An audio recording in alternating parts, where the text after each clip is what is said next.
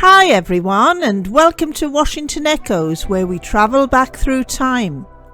Washington is centrally located within the triangle of Newcastle, Sunderland and Durham in northeast England.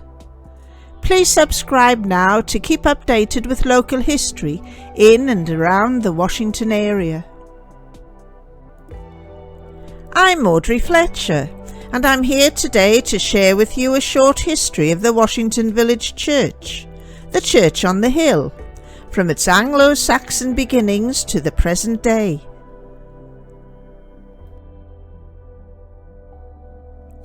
Frederick Hill, in 1946, described 3 grassy knolls in Washington Village, which suggested a Celtic encampment, later adopted and utilised by 6th century Saxons.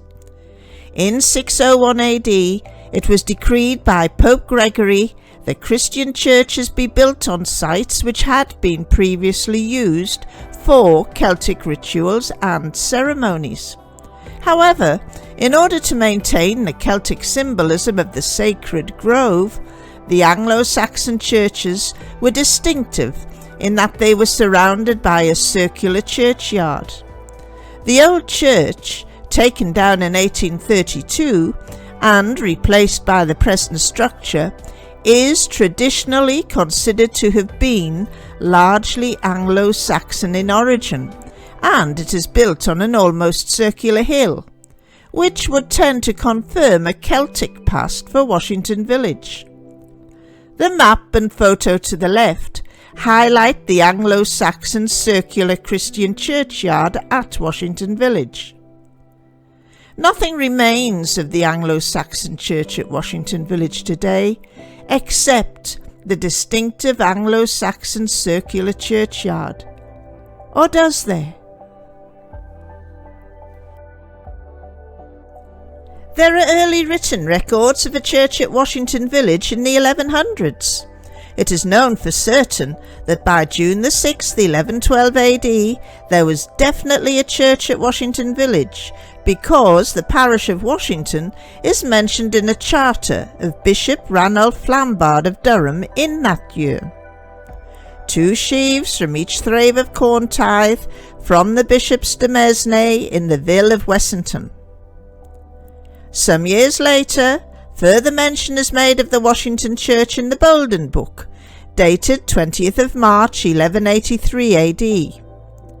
It is in this book that we learn of William de Hartburn exchanging his lands in Stockton for the manor and village of Wessington, excluding the church and its lands.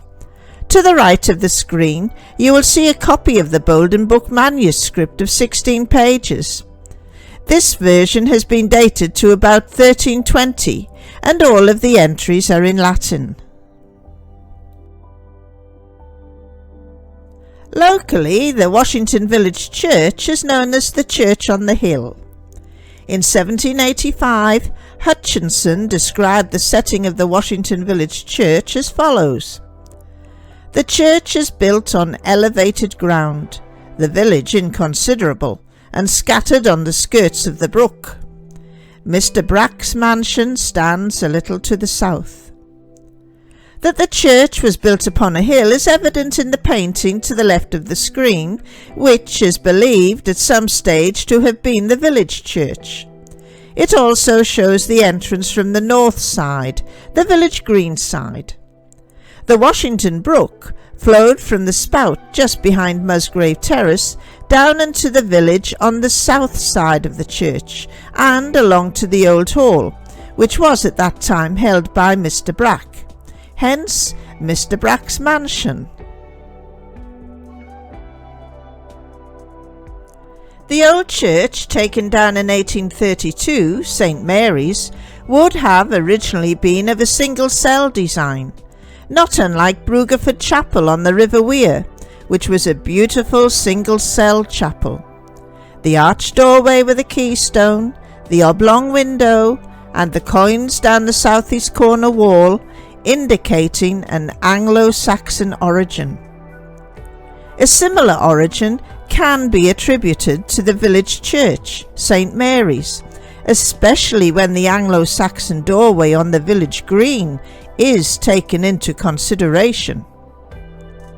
Sometime before 1183, with the arrival of William de Wessington I and his second wife, the Countess Margaret, who was sister to William the Lion, King of Scotland, a more substantial church would have been a requirement befitting their station in life.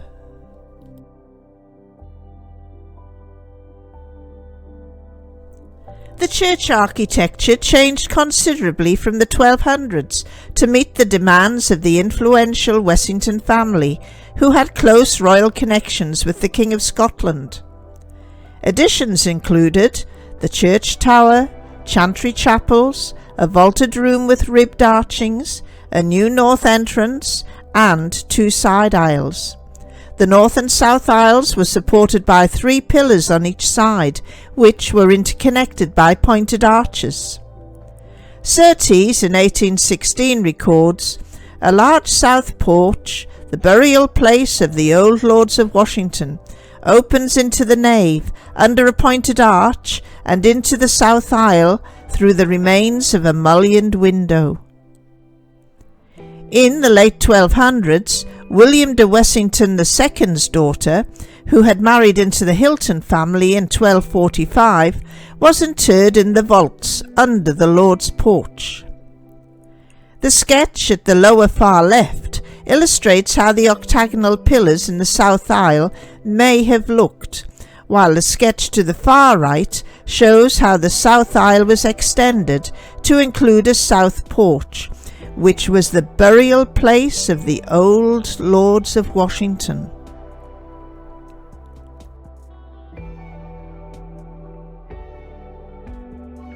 The prominent families of Washington had chantry chapels added to the church. Here they were buried, had vaulted tombs, and masses were said for them. Families included the Washingtons, Usworths, Biddicks and Hiltons. The Biddicks were prosperous wool merchants. In 1929, Fred Hill commented, "It is said that the large number of vaults inside the ancient building seriously weakened the foundations of the walls. Of these vaults there are now no sign, but they are still in situ under the wooden floor of the present building." Those less fortunate were buried in shallow graves under the earth floor of the nave, which was covered in rushes. It was later paved in the 1600s, when churchyard burials and headstones became popular.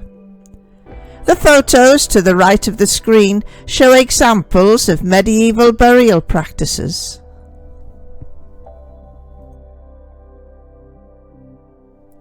Robert Surtees noted in 1816 that in the Washington churchyard was a stone, an effigy in a sacerdotal habit, Hic Jacet Alexander de Biddick.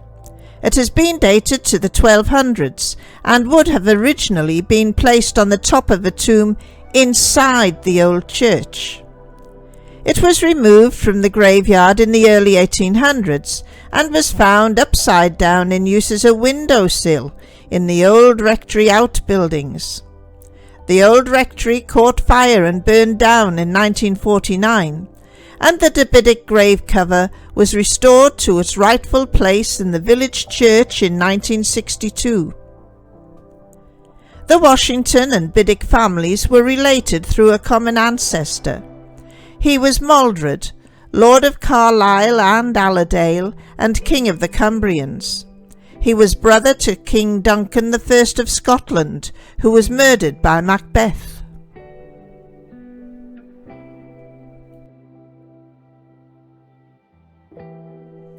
According to its style, the font, which is a plain circular basin of locally acquired sandstone, has been ascribed to the mid to late 1100s, a date which fits in with the arrival of William de Wessington I and family.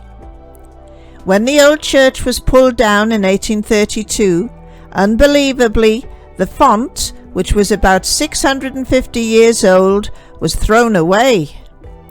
As fortune would have it, the font was rediscovered in 1865, being used as a drinking trough for cattle at Manor House Farm, across the road from the church and the old hall.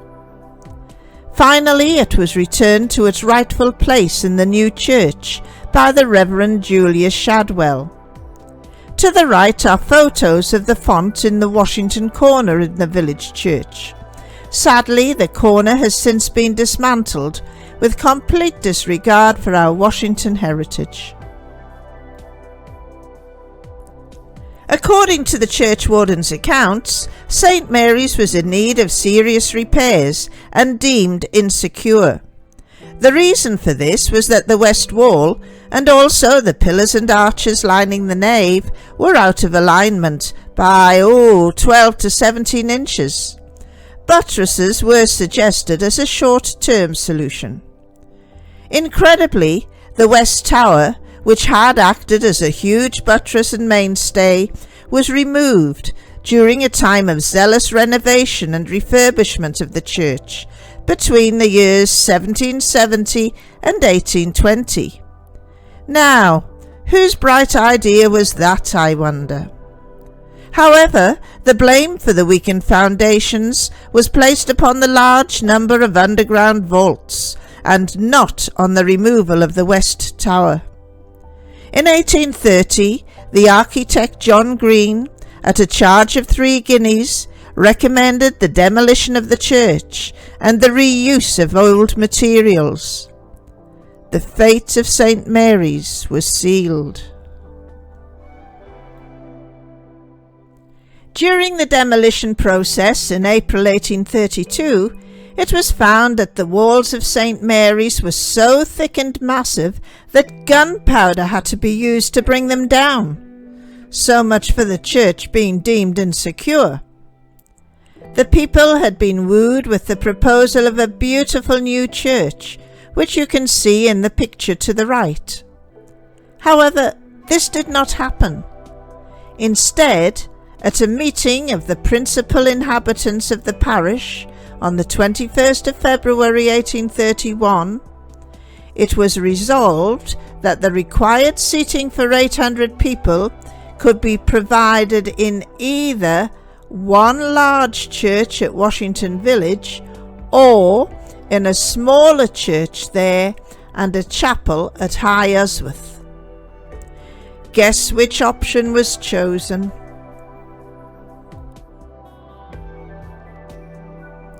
It was a sad day when the old church of St Mary's was razed to the ground in 1832.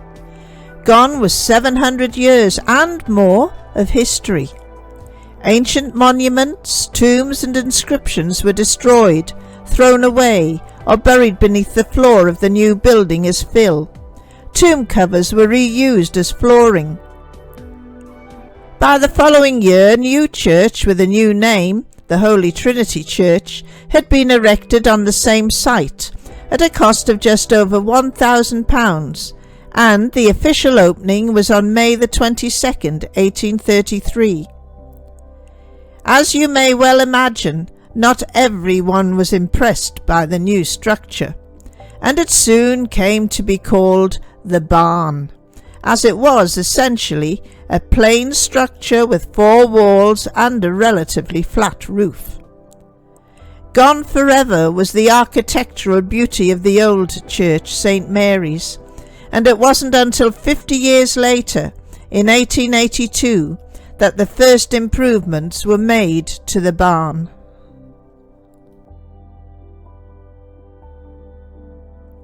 What we had, St Mary's, a beautiful ancient church dating back to at least 1112 AD, but probably to Anglo-Saxon times, and which had an ancient connection with the Washington and Biddick families. What was proposed? A stunning new church of outstanding architecture. And what we got? The newly named Holy Trinity Church, the barn. What a letdown.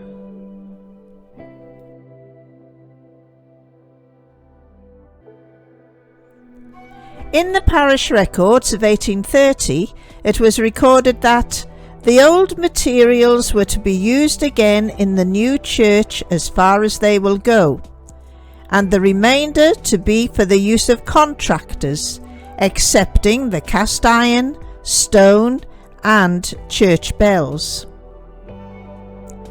From 1854 to 1857, when Isaac Lothian Bell built Washington Hall, now known locally as Dame Margaret's Hall, stone features were incorporated from the demolished Anglo-Saxon medieval village church.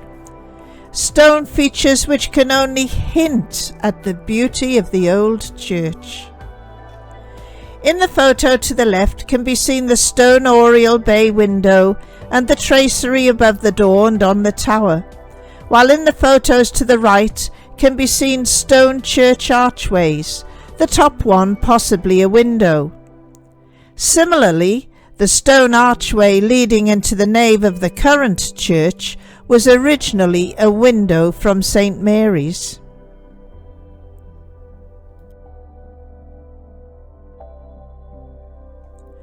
Almost 50 years after its official opening on May the 22nd, 1833, improvements began to be carried out on the barn. Firstly, in 1882-3, at a cost of £1,900, extensive remodelling of the basic structure was undertaken. Transepts were added to give the church its cruciform shape. The nave was made longer and the roof was made higher. Secondly, in 1902, the chancel was made longer and a vestry was added.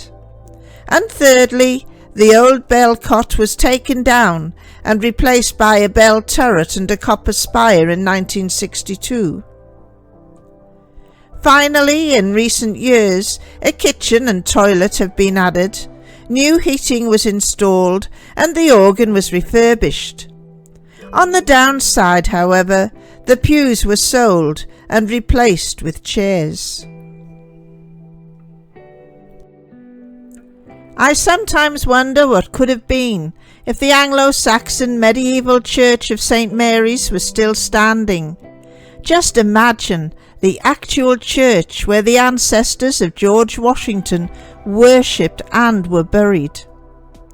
Let us walk through this ancient archway back to the 1200s and see the tombs and the beautiful architecture, the chantry chapels, the vaulted room with ribbed archings, the north and south aisles supported by 3 pillars on each side, which were interconnected by pointed arches, and finally the large south porch, the burial place of the old lords of Washington. Sadly, however, none of this was taken into consideration when St. Mary's was demolished in April 1832.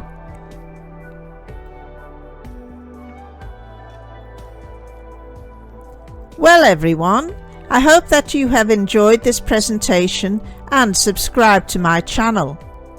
I look forward to sharing my continued research into Washington history with you in my next video.